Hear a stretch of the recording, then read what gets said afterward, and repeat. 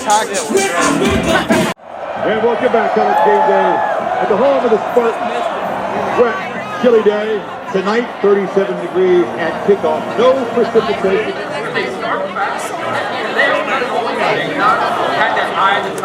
Big landscape of days all across the country.